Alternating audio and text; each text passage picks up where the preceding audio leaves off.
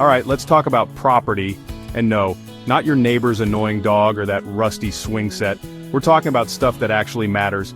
Public and government property. Think parks, libraries, schools, even roads, basically anything and everything owned by us, the people, through our government.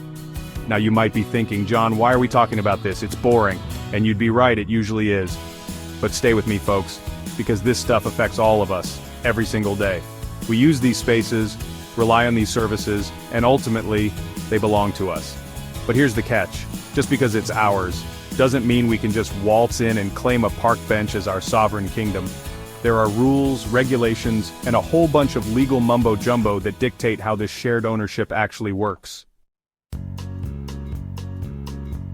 Think of the government as the caretaker, the really, really big landlord who's supposed to look after these properties for the benefit of everyone.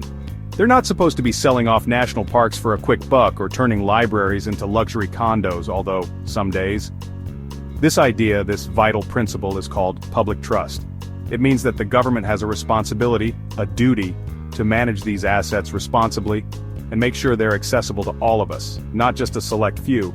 But as we'll soon discover, this trust can be broken, and the consequences can be messy, confusing, and frankly, infuriating.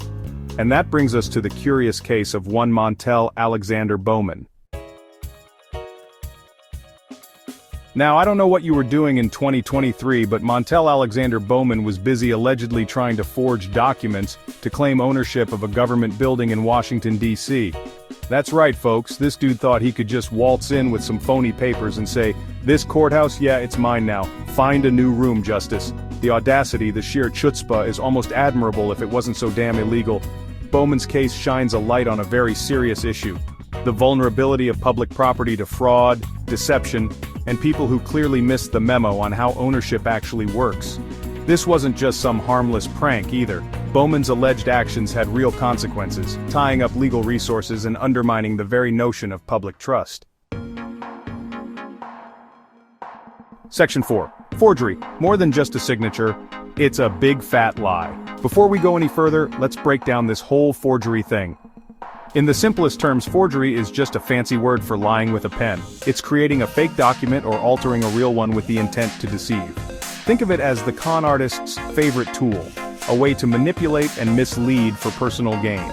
In Bowman's case, he allegedly forged documents to create the illusion of ownership, a blatant attempt to pull the wool over the eyes of the authorities and claim something that wasn't his. And here's the thing about forgery. It's not just about the act itself, it's about the erosion of trust. When someone can just create a false narrative with a few strokes of a pen, it throws the entire system into question. Section 5, Public Trust. It's not what you own, it's how you use it. Remember that whole public trust thing we talked about earlier? Well, Bowman's alleged actions were like taking that trust, throwing it on the ground and tap dancing on it with muddy shoes. When individuals or groups try to claim ownership of public property through illegal means, they're not just breaking the law, they're chipping away at the very foundation of our shared spaces and resources.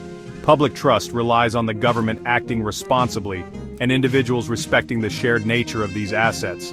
It's about understanding that just because you can't slap your name on a park bench, doesn't mean it doesn't belong to you in a broader sense. But when this trust is broken, it can have a ripple effect, leading to skepticism, cynicism, and a whole lot of wait. They can do that? Moments